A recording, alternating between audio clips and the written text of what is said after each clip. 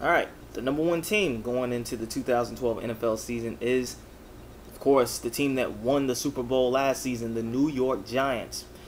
I'm a firm believer that if you win your respective sports championship, you go into the next season as the number one team because you are the defending champions until you lose. So, having said that, the Giants are the number one team in the NFL. They have who I think is an elite quarterback and who I feel is still getting disrespected as far as being put in that conversation and was laughed at mercilessly when he suggested that he was an elite quarterback, and that's Eli Manning. What more does he need to do?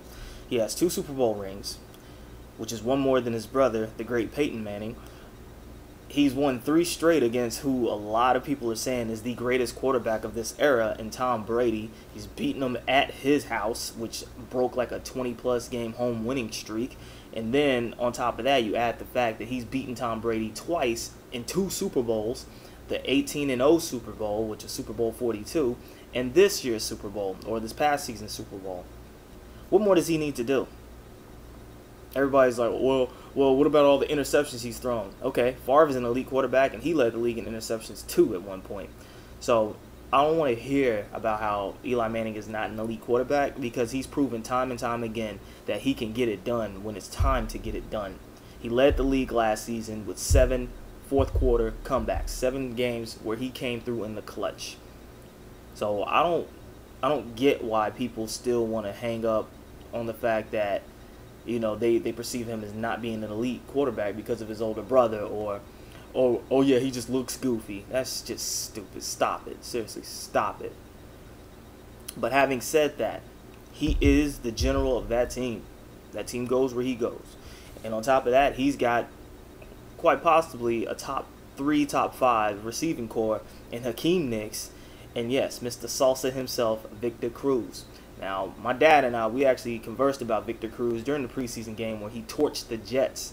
And I told him, I was like, basically he and I both agreed that Victor Cruz was going to be something special when he actually got a chance to step foot on the field for regular season play. Tore his knee, he was out. Then this past season, he blows up. So now people know exactly who he is.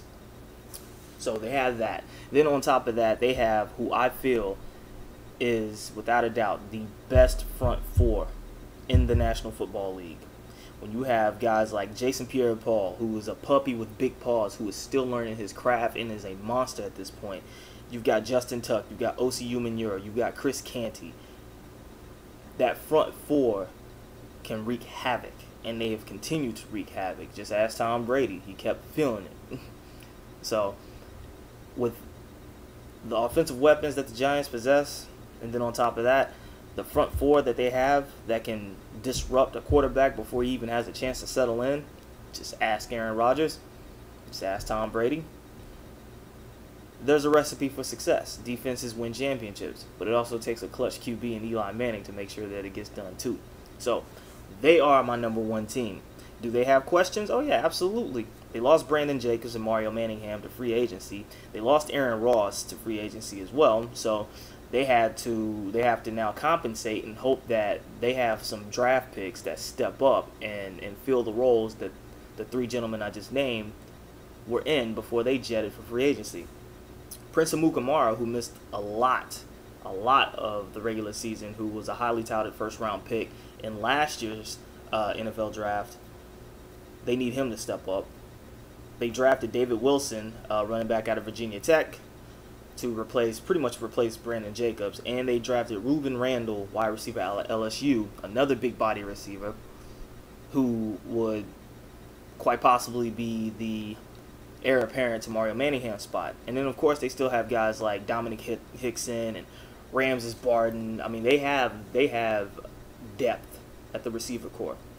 The main concern for me is their linebacking core. I mean, basically, you look at guys like Blackburn and Boley. I mean, they don't really stand out. I mean, they're serviceable, but there are times where they're just not getting it done. And I think that's one of the main Achilles heels for the New York Giants. And on top of that, their secondary. When you have a front 4 that's as elite as the Giants have, you don't have to worry so much about that. But there are going to be times where an opposing team's offensive line can actually hold that front four down. And if that happens, that means the QB has time to survey the field. And when that happens, that means you need your secondary to step up. At this point in time, they're hurting in the secondary because they need Amukamara to come back up. And he's not stepped on the field that much because he's been hurt so much. And then on top of that, basically they have injuries upon injuries. And it's almost as if it always happens. It always happens on, like, training camp or preseason. They always get hit with this kind of stuff. So, yeah, matter of fact, I'm just looking at it, Terrell Thomas just signed a big money contract. Now he's having problems with his knee again. So, basically, that front four, matter of fact, that front seven overall has to hold it down while that secondary starts to gel up. Because they're going to need that secondary to gel if that front four and that front seven can't get pressure and can't hold it down. But why are they number one? Like I said earlier, they won the Super Bowl. They are the defending champions. See that? Defending champions. That means they are defending their crown. That means they are the top dog in the NFL.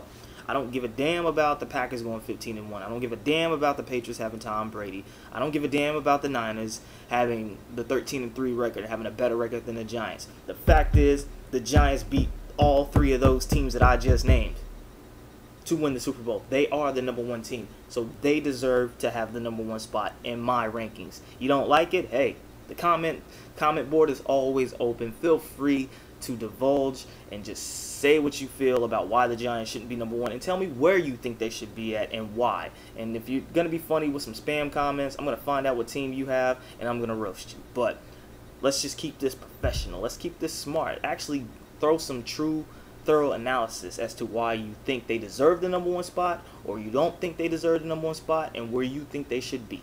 But this is my site. This is my blog. These are my rankings, and I have them number one right now. So until then, Sager Mason. Deuces.